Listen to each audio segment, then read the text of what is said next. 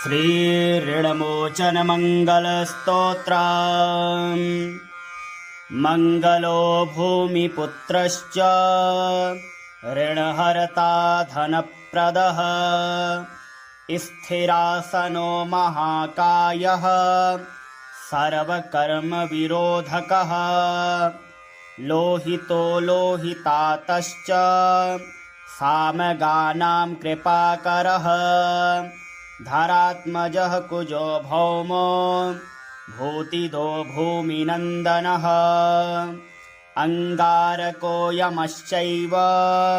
सर्वरोगाप्रहारकः वुष्टिः कर्तापहर्ता च सर्वकामफलप्रदः एतानि कुजनामानि नित्यं यः श्रद्धया पठेत् ऋणं न जायते तस्य धनं शीघ्रमवाप्नुयात् धरणीगर्भसम्भूतं विद्युत्कान्ते समप्रभं कुमारं शक्तिहस्तं च मङ्गलं प्रणमाम्यहम् स्तोत्रमङ्गारकस्यैतत् पठनीयं सदा नृभिः न तेषां भौमजा पीडा स्वल्पापि भवति क्वचित् अङ्गारकमहाभाग भगवन् भक्तवत्सला त्वां नमामि ममाशेष मृळमासो विनाशय ऋणरोगादिदारिद्र्यं ये चान्येहापमृत्यावः भयक्लेशमनस्तापा नश्यन्तु मम सर्वदा अतिवक्त्रदुराराध्य भोगमुक्तजितात्मनः तुष्टो ददासि साम्राज्यं रुष्टो हरसि तत्क्षणात् विरिञ्चि शक्रविष्णूनां मनुष्याणां तु का कथा तेन त्वं सर्वसत्त्वेन गृहराजो महाबलः पुत्रान् देहि धनं देहि त्वामस्मि शरणं गतः ऋणदारिद्र्यदुःखेन शत्रूणां च भयात्ततः एभिर्द्वादशभिः श्लोकैर्यः स्तौति च धरासुतं महतिं श्रियमाप्नोति हा परो धनदो युवा मङ्गलो भूमिपुत्रश्च ऋणहर्ता धनप्रदः स्थिरासनो महाकायः सर्वकर्मविरोधकः लोहितो लोहितातश्च सामगानां कृपाकरः धरात्मजः कुजो भौमो भूतिदो भूमिनन्दनः अङ्गारको यमश्चैव सर्वरोगाप्रहारकः वुष्टिः कर्तापहर्ता च सर्वकामफलप्रदः एतानि कुजनामानि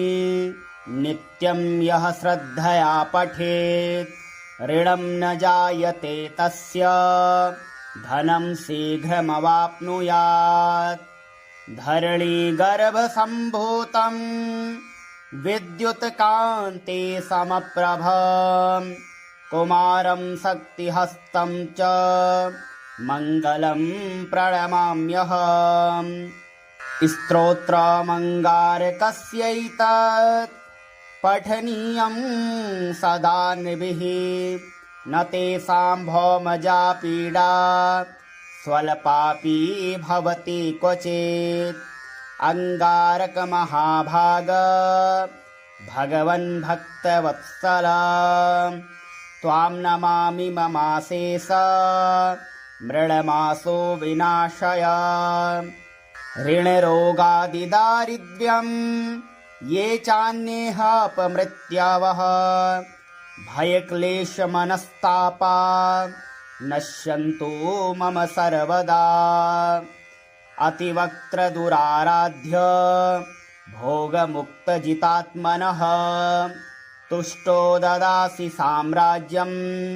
रुष्टो हरसि तत्क्षणात्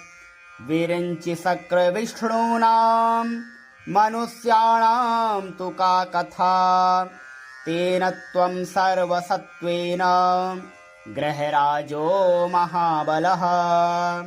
पुत्रान् देहि धनं देहि त्वामस्मि शरणं गतः ऋणदारिद्र्यदुःखेन शत्रूणां च भयात् ततः एभिर्द्वादशभिः श्लोकैर्यः स्तौति च धरासुतं महतीं श्रियमाप्नोति हा परो धनदो युवा मङ्गलो भूमिपुत्रश्च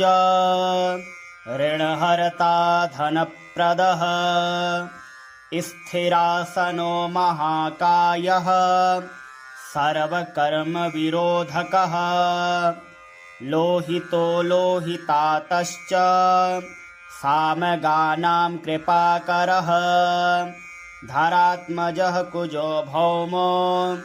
भूतिदो भूमिनन्दनः अङ्गारको यमश्चैव सर्वरोगाप्रहारकः वुष्टिः कर्तापहर्ता च सर्वकामफलप्रदः एतानि कुजनामानि नित्यं यः श्रद्धया पठेत् ऋणं न जायते तस्य धनं शीघ्रमवाप्नुयात् धरणीगर्भसम्भूतं विद्युत्कान्ते समप्रभं कुमारं शक्तिहस्तं च मङ्गलं प्रणमाम्यहम् स्तोत्रमङ्गारकस्यैतत् पठनीयं सदा नृभिः न तेषां भौमजा पीडा स्वल्पापि भवति क्वचित् अङ्गारकमहाभाग भगवन् भक्तवत्सला त्वां नमामि ममाशेष मृळमासो विनाशय ऋणरोगादिदारिद्र्यं ये चान्येहापमृत्यावः भयक्लेशमनस्तापा नश्यन्तु मम सर्वदा अतिवक्त्रदुराराध्य भोगमुक्तजितात्मनः तुष्टो ददासि साम्राज्यं रुष्टो हरसि तत्क्षणात् विरिञ्चि शक्रविष्णूनां मनुष्याणां तु का कथा तेन त्वं सर्वसत्त्वेन गृहराजो महाबलः पुत्रान् देहि धनं देहि त्वामस्मि शरणं गतः ऋणदारिद्र्यदुःखेन शत्रूणां च भयात् ततः एभिर्द्वादशभिः श्लोकैर्यः स्तौति च धरासुतं महतीं श्रियमाप्नोति हा परो धनदो युवा मङ्गलो भूमिपुत्रश्च ऋणहर्ता धनप्रदः स्थिरासनो महाकायः सर्वकर्मविरोधकः लोहितो लोहितातश्च सामगानां कृपाकरः धरात्मजः कुजो भौमो भूतिदो भूमिनन्दनः अङ्गारको यमश्चैव सर्वरोगाप्रहारकः वुष्टिः कर्तापहर्ता च सर्वकामफलप्रदः एतानि कुजनामानि नित्यं यः श्रद्धया पठेत् ऋणं न जायते तस्य धनं शीघ्रमवाप्नुयात् धरणीगर्भसम्भूतं विद्युत्कान्ते समप्रभं कुमारं शक्तिहस्तं च मङ्गलं प्रणमाम्यहम् स्तोत्रमङ्गारकस्यैतत् पठनीयं सदा नृभिः न तेषां भौमजा पीडा स्वल्पापि भवति क्वचित् अङ्गारकमहाभाग भगवन् भक्तवत्सला त्वां नमामि ममाशेष मृळमासो विनाशय ऋणरोगादिदारिद्र्यं ये चान्येहापमृत्यावः भयक्लेशमनस्तापा नश्यन्तु मम सर्वदा अतिवक्त्रदुराराध्य भोगमुक्तजितात्मनः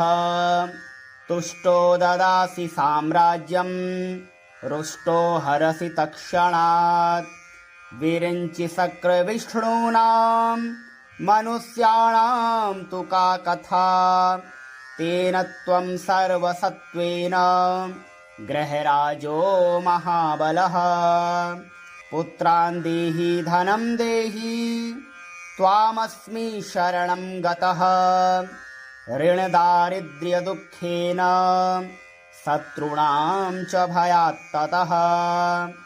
एभिर्द्वादशभिः श्लोकैर्यः स्तौति च धरासुतं महतीं श्रियमाप्नोति हा परो धनदो युवा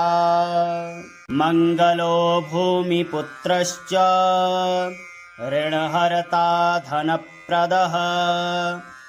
स्थिरासनो महाकायः सर्वकर्मविरोधकः लोहितो लोहितातश्च सामगानां कृपाकरः धरात्मजः कुजो भौमो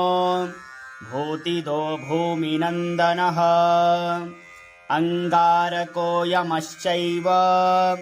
सर्वरोगाप्रहारकः वुष्टिः कर्तापहर्ता च सर्वकामफलप्रदः एतानि कुजनामानि नित्यं यः श्रद्धया पठेत् ऋणं न जायते तस्य धनं शीघ्रमवाप्नुयात् धरणीगर्भसम्भूतं विद्युत्कान्ते समप्रभं कुमारं शक्तिहस्तं च मङ्गलं प्रणमाम्यहम् स्तोत्रमङ्गारकस्यैतत् पठनीयं सदा नृभिः न तेषां भौमजा पीडा स्वल्पापि भवति क्वचित् अङ्गारकमहाभाग भगवन् भक्तवत्सला त्वां नमामि ममाशेष मृळमासो विनाशय ऋणरोगादिदारिद्र्यं ये चान्येहापमृत्यावः भयक्लेशमनस्तापा नश्यन्तु मम सर्वदा अतिवक्त्रदुराराध्य भोगमुक्तजितात्मनः तुष्टो ददासि साम्राज्यं रुष्टो हरसि तत्क्षणात् विरिञ्चि शक्रविष्णूनां मनुष्याणां तु का कथा तेन त्वं सर्वसत्त्वेन गृहराजो महाबलः पुत्रान् देहि धनं देहि त्वामस्मि शरणं गतः ऋणदारिद्र्यदुःखेन शत्रूणां च भयात् ततः एभिर्द्वादशभिः श्लोकैर्यः स्तौति च धरासुतं महतीं श्रियमाप्नोति हा परो धनदो युवा मङ्गलो भूमिपुत्रश्च ऋणहर्ता धनप्रदः स्थिरासनो महाकायः सर्वकर्मविरोधकः लोहितो लोहितातश्च सामगानां कृपाकरः धरात्मजः कुजो भौमो भूतिदो भूमिनन्दनः अङ्गारको यमश्चैव सर्वरोगाप्रहारकः वुष्टिः कर्तापहर्ता च सर्वकामफलप्रदः एतानि कुजनामानि नित्यं यः श्रद्धया पठेत् ऋणं न जायते तस्य धनं शीघ्रमवाप्नुयात् धरणीगर्भसम्भूतं विद्युत्कान्ते समप्रभं कुमारं शक्तिहस्तं च मङ्गलं प्रणमाम्यहम् स्तोत्रमङ्गारकस्यैतत् पठनीयं सदा नृभिः न तेषां भौमजा पीडा स्वल्पापि भवति क्वचित् अङ्गारकमहाभाग भगवन् भक्तवत्सला त्वां नमामि ममाशेष मृळमासो विनाशय ऋणरोगादिदारिद्र्यं ये चान्येहापमृत्यावः भयक्लेशमनस्तापा नश्यन्तु मम सर्वदा अतिवक्त्रदुराराध्य भोगमुक्तजितात्मनः तुष्टो ददासि साम्राज्यं रुष्टो हरसि तत्क्षणात् विरिञ्चि शक्रविष्णूनां मनुष्याणां तु का कथा तेन त्वं सर्वसत्त्वेन गृहराजो महाबलः पुत्रान् देहि धनं देहि त्वामस्मि शरणं गतः ऋणदारिद्र्यदुःखेन शत्रूणां च भयात्ततः एभिर्द्वादशभिः श्लोकैर्यः स्तौति च धरासुतं महतीं श्रियमाप्नोति हा परो धनदो युवा मङ्गलो भूमिपुत्रश्च ऋणहर्ता धनप्रदः स्थिरासनो महाकायः सर्वकर्मविरोधकः लोहितो लोहितातश्च सामगानां कृपाकरः धरात्मजः कुजो भौमो भूतिदो भूमिनन्दनः अङ्गारको यमश्चैव सर्वरोगाप्रहारकः वुष्टिः कर्तापहर्ता च सर्वकामफलप्रदः एतानि कुजनामानि नित्यं यः श्रद्धया पठेत् ऋणं न जायते तस्य धनं शीघ्रमवाप्नुयात् धरणीगर्भसम्भूतं विद्युत्कान्ते समप्रभं कुमारं शक्तिहस्तं च मङ्गलं प्रणमाम्यहम् स्तोत्रमङ्गारकस्यैतत् पठनीयं सदा नृभिः न तेषां भौमजा पीडा स्वल्पापि भवति क्वचित् अङ्गारकमहाभाग भगवन् भक्तवत्सला त्वां नमामि ममाशेष मृळमासो विनाशय ऋणरोगादिदारिद्र्यं ये चान्येहापमृत्यावः भयक्लेशमनस्तापा नश्यन्तु मम सर्वदा अतिवक्त्रदुराराध्य भोगमुक्तजितात्मनः तुष्टो ददासि साम्राज्यं रुष्टो हरसि तत्क्षणात् विरिञ्चि शक्रविष्णूनां मनुष्याणां तु का कथा तेन त्वं सर्वसत्त्वेन गृहराजो महाबलः पुत्रान् देहि धनं देहि त्वामस्मि शरणं गतः ऋणदारिद्र्यदुःखेन शत्रूणां च भयात्ततः एभिर्द्वादशभिः श्लोकैर्यः स्तौति च धरासुतं महतीं श्रियमाप्नोति हा परो धनदो युवा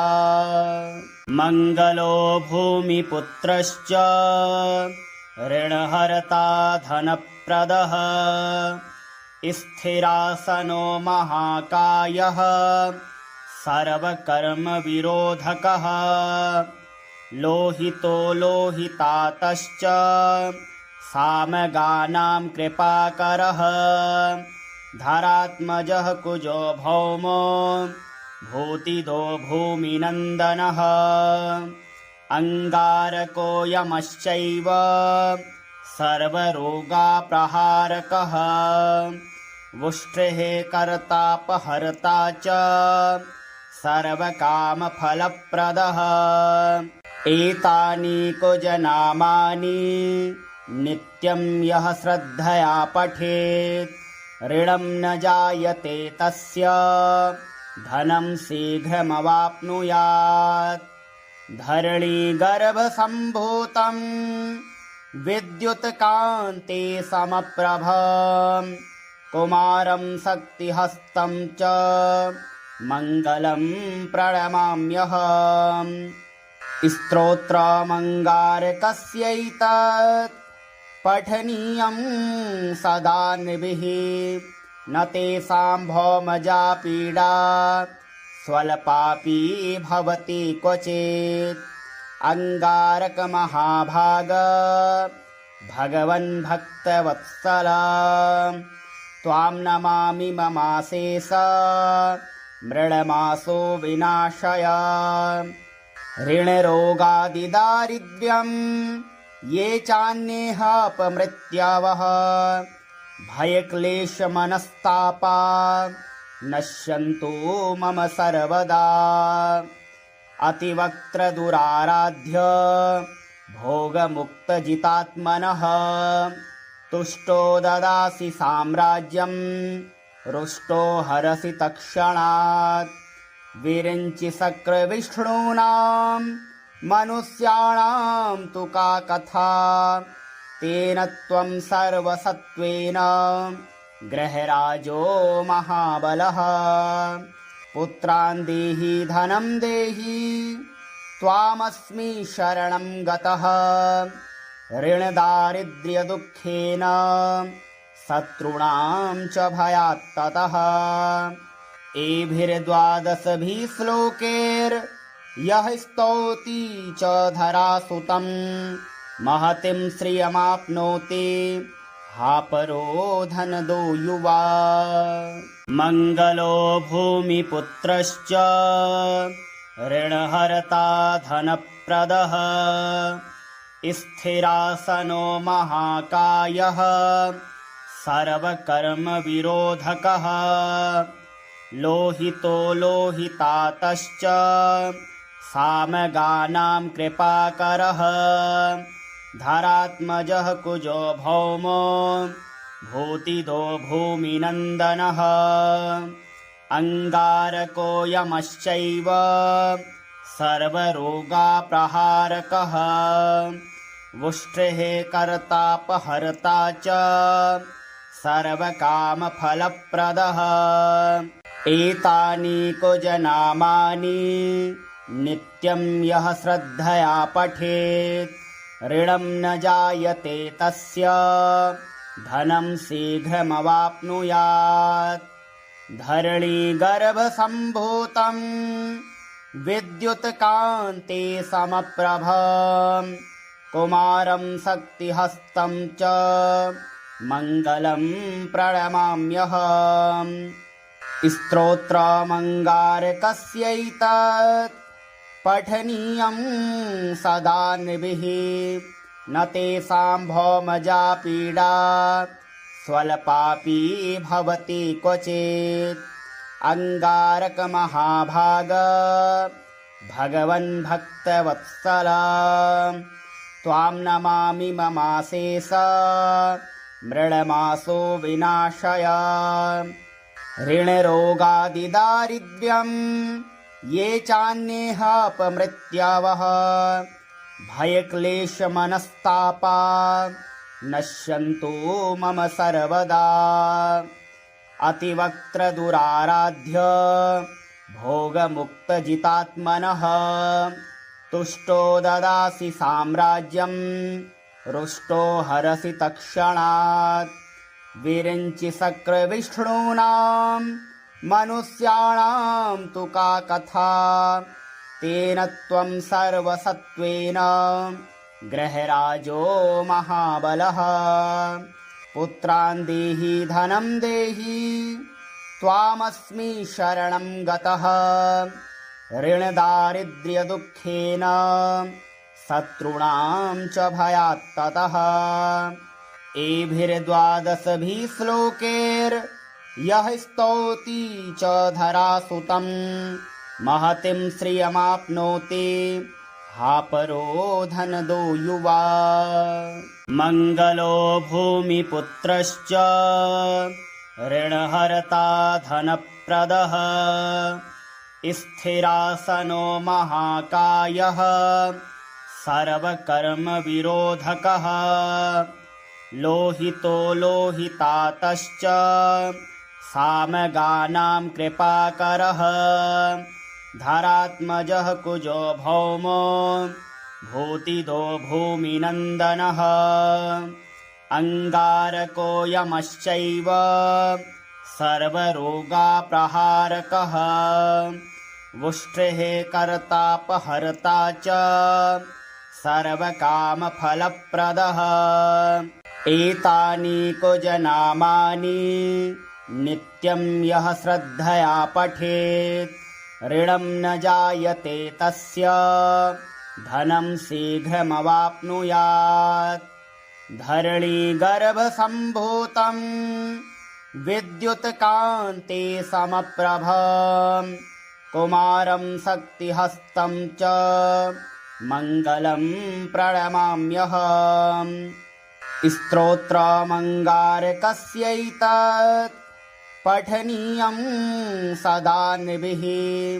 न तेषां भौमजा पीडा स्वल्पापि भवति क्वचित् अंगारकमहाभाग भगवन् भक्तवत्सला त्वां नमामि ममाशेष मृळमासो विनाशय ऋणरोगादिदारिद्र्यं ये चान्येहापमृत्यावः भयक्लेशमनस्तापा नश्यन्तु मम सर्वदा अतिवक्त्रदुराराध्य भोगमुक्तजितात्मनः तुष्टो ददासि साम्राज्यं रुष्टो हरसि तत्क्षणात् विरिञ्चि शक्रविष्णूनां मनुष्याणां तु का कथा तेन त्वं सर्वसत्त्वेन गृहराजो महाबलः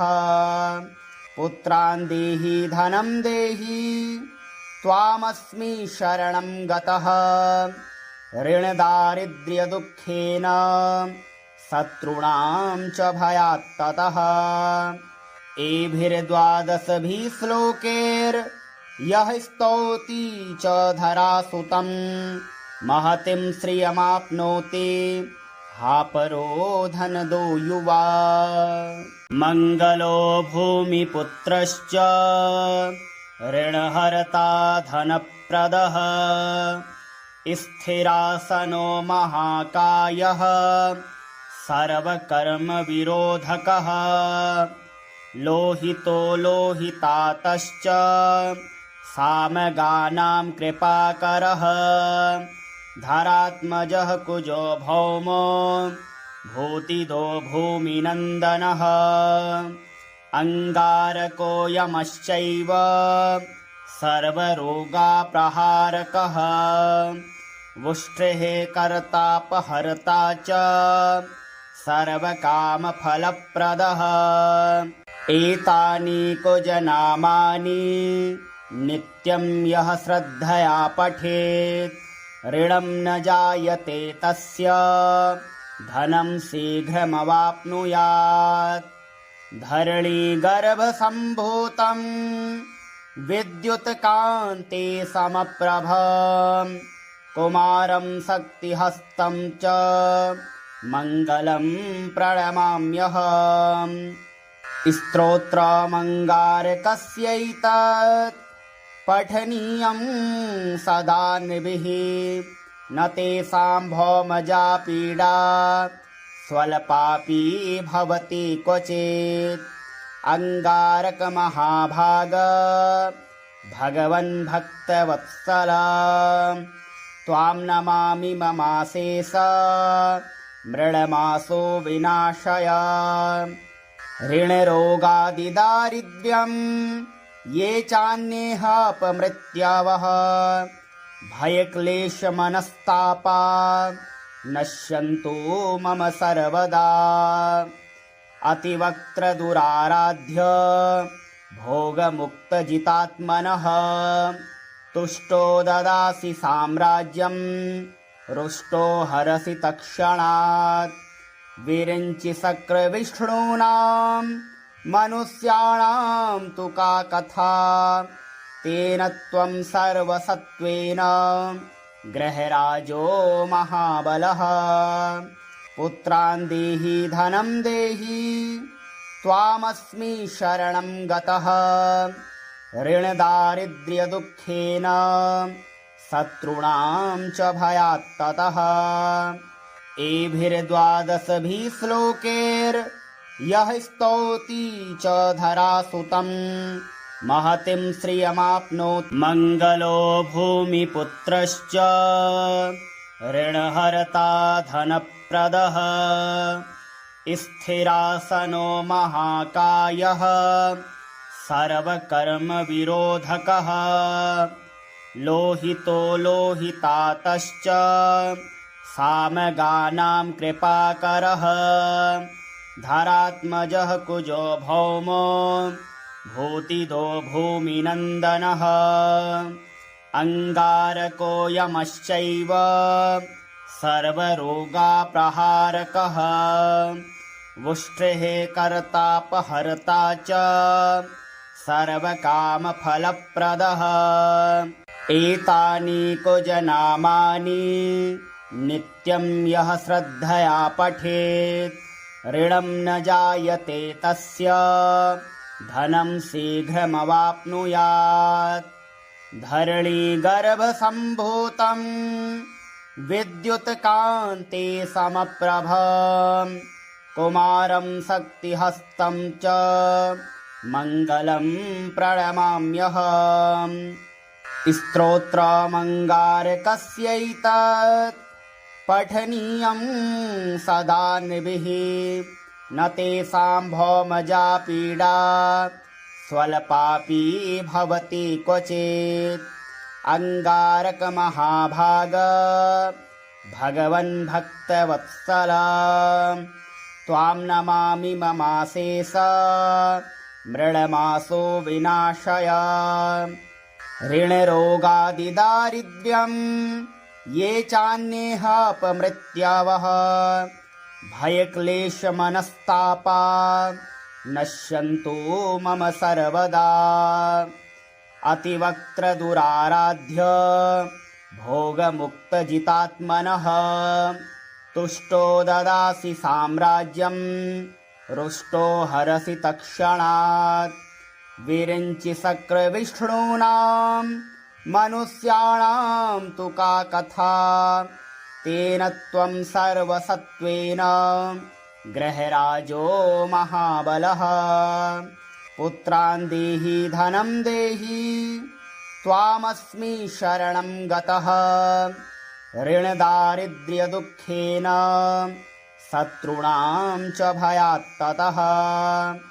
एभिर्द्वादशभिः श्लोकैर्यः स्तौति च धरासुतं महतिं श्रियमाप्नोत् मङ्गलो भूमिपुत्रश्च ऋणहर्ता धनप्रदः स्थिरासनो महाकायः सर्वकर्मविरोधकः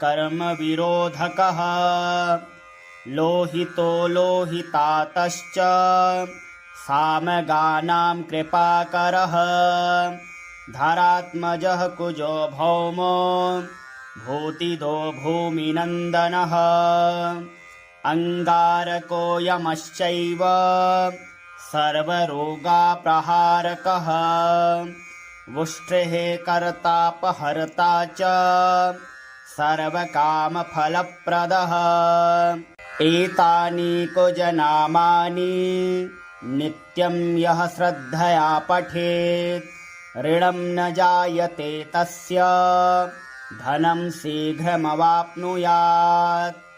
धरणीगर्भसम्भूतं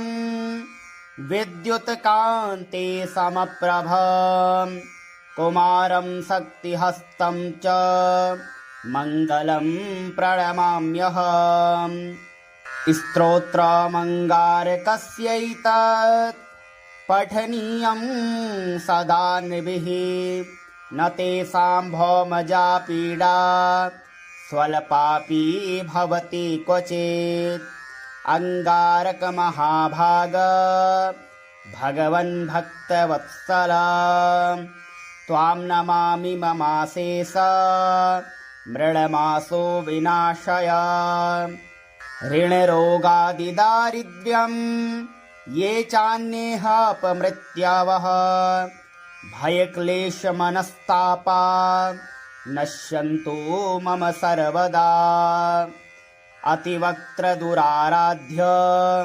भोगमुक्तजितात्मनः तुष्टो ददासि साम्राज्यं रुष्टो हरसि तत्क्षणात् विरिञ्चि शक्रविष्णूनां मनुष्याणां तु का कथा तेन त्वं सर्वसत्त्वेन ग्रहराजो महाबलः पुत्रान् देहि धनं देहि त्वामस्मि शरणं गतः ऋणदारिद्र्यदुःखेन शत्रूणां च भयात्ततः एभिर्द्वादशभिः श्लोकैर्यः स्तौति च धरासुतं महतिं श्रियमाप्नोत् मङ्गलो भूमिपुत्रश्च ऋणहर्ता धनप्रदः स्थिरासनो महाकायः सर्वकर्मविरोधकः लोहितो लोहितातश्च सामगानां कृपाकरः धरात्मजः कुजो भौमो भूतिदो भूमिनन्दनः अङ्गारको यमश्चैव सर्वरोगाप्रहारकः वुष्टिः कर्तापहर्ता च सर्वकामफलप्रदः एतानि कुजनामानि नित्यं यः श्रद्धया पठेत् ऋणं न जायते तस्य धनं शीघ्रमवाप्नुयात् धरणीगर्भसम्भूतं विद्युत्कान्ते समप्रभं कुमारं शक्तिहस्तं च मङ्गलं प्रणमाम्यहम् स्तोत्रमङ्गारकस्यैतत् पठनीयं सदा नृभिः न तेषां भौमजा पीडा स्वल्पापि भवति क्वचित् अङ्गारकमहाभाग भगवन् भक्तवत्सला त्वां नमामि ममाशेष मृळमासो विनाशय ऋणरोगादिदारिद्र्यं ये चान्येहापमृत्यावः भयक्लेशमनस्तापा नश्यन्तु मम सर्वदा अतिवक्त्रदुराराध्य भोगमुक्तजितात्मनः तुष्टो ददासि साम्राज्यं रुष्टो हरसि तत्क्षणात् विरिञ्चि शक्रविष्णूनां मनुष्याणां तु का कथा तेन त्वं सर्वसत्त्वेन गृहराजो महाबलः पुत्रान् देहि धनं देहि त्वामस्मि शरणं गतः ऋणदारिद्र्यदुःखेन शत्रूणां च भयात्ततः एभिर्द्वादशभिः श्लोकैर्यः स्तौति च धरासुतं महतीं श्रियमाप्नोति मङ्गलो भूमिपुत्रश्च ऋणहर्ता धनप्रदः स्थिरासनो महाकायः सर्वकर्मविरोधकः लोहितो लोहितातश्च सामगानां कृपाकरः धरात्मजः कुजो भौमो भूतिदो भूमिनन्दनः अङ्गारको यमश्चैव सर्वरोगाप्रहारकः वुष्टिः कर्तापहर्ता च सर्वकामफलप्रदः एतानि कुजनामानि नित्यं यः श्रद्धया पठेत् ऋणं न जायते तस्य धनं शीघ्रमवाप्नुयात् धरणीगर्भसम्भूतं विद्युत्कान्ते समप्रभं कुमारं शक्तिहस्तं च मङ्गलं प्रणमाम्यहम् स्तोत्रमङ्गारकस्यैतत् पठनीयं सदा नृभिः न तेषां भौमजा पीडा स्वल्पापि भवति क्वचित् अङ्गारकमहाभाग भगवन् भक्तवत्सला त्वां नमामि ममाशेष मृळमासो विनाशय ऋणरोगादिदारिद्र्यं ये चान्येहापमृत्यावः भयक्लेशमनस्तापा नश्यन्तु मम सर्वदा अतिवक्त्रदुराराध्य भोगमुक्तजितात्मनः तुष्टो ददासि साम्राज्यं रुष्टो हरसि तत्क्षणात् विरिञ्चि शक्रविष्णूनां मनुष्याणां तु का कथा तेन त्वं सर्वसत्त्वेन गृहराजो महाबलः पुत्रान् देहि धनं देहि त्वामस्मि शरणं गतः ऋणदारिद्र्यदुःखेन शत्रूणां च भयात्ततः एभिर्द्वादशभिः श्लोकैर्यः स्तौति च धरासुतं महतीं श्रियमाप्नोति मङ्गलो भूमिपुत्रश्च ऋणहर्ता धनप्रदः स्थिरासनो महाकायः सर्वकर्मविरोधकः लोहितो लोहितातश्च सामगानां कृपाकरः धरात्मजः कुजो भौमो भूतिदो भूमिनन्दनः अङ्गारको यमश्चैव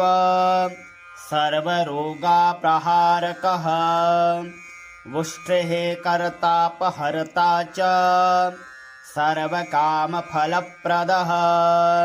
एतानि कुजनामानि नित्यं यः श्रद्धया पठेत् ऋणं न जायते तस्य धनं शीघ्रमवाप्नुयात्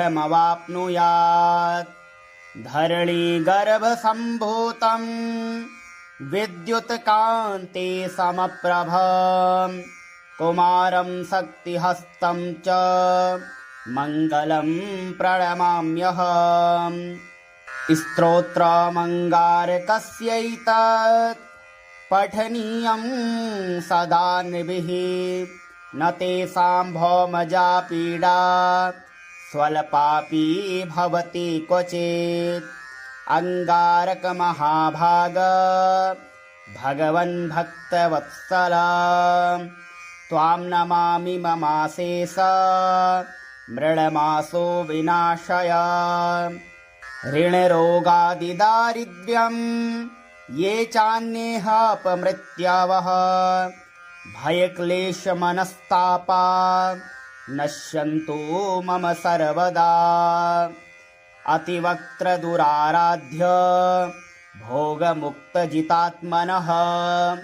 तुष्टो ददासि साम्राज्यं रुष्टो हरसि तत्क्षणात् विरिञ्चि शक्रविष्णूनां मनुष्याणां तु का कथा तेन त्वं सर्वसत्त्वेन गृहराजो महाबलः पुत्रान् देहि धनं देहि त्वामस्मि शरणं गतः ऋणदारिद्र्यदुःखेन शत्रूणां च भयात्ततः एभिर्द्वादशभिः श्लोकैर्यः स्तौति च धरासुतं महतीं श्रियमाप्नोति मङ्गलो भूमिपुत्रश्च ऋणहर्ता धनप्रदः स्थिरासनो महाकायः सर्वकर्मविरोधकः लोहितो लोहितातश्च सामगानां कृपाकरः धरात्मजः कुजो भौमो भूतिदो भूमिनन्दनः अङ्गारको यमश्चैव सर्वरोगाप्रहारकः वुष्टिः कर्तापहर्ता च सर्वकामफलप्रदः एतानि कुजनामानि नित्यं यः श्रद्धया पठेत् ऋणं न जायते तस्य धनं शीघ्रमवाप्नुयात् धरणीगर्भसम्भूतं विद्युत्कान्ते समप्रभं कुमारं शक्तिहस्तं च मङ्गलं प्रणमाम्यहम् स्तोत्रमङ्गारकस्यैतत् पठनीयं सदा नृभिः न तेषां भौमजा पीडा स्वल्पापि भवति क्वचित् अंगारकमहाभाग भगवन् भक्तवत्सल त्वां नमामि ममाशेष मृडमासो विनाशय ऋणरोगादिदारिद्र्यं ये चान्येहापमृत्यावः भयक्लेशमनस्तापा नश्यन्तु मम सर्वदा अतिवक्त्रदुराराध्य भोगमुक्तजितात्मनः तुष्टो ददासि साम्राज्यं रुष्टो हरसि तत्क्षणात् विरिञ्चि शक्रविष्णूनां मनुष्याणां तु का कथा तेन त्वं सर्वसत्त्वेन गृहराजो महाबलः पुत्रान् देहि धनं देहि त्वामस्मि शरणं गतः ऋणदारिद्र्यदुःखेन शत्रूणां च भयात्ततः एभिर्द्वादशभिः श्लोकैर्यः स्तौति च धरासुतं महतीं श्रियमाप्नोति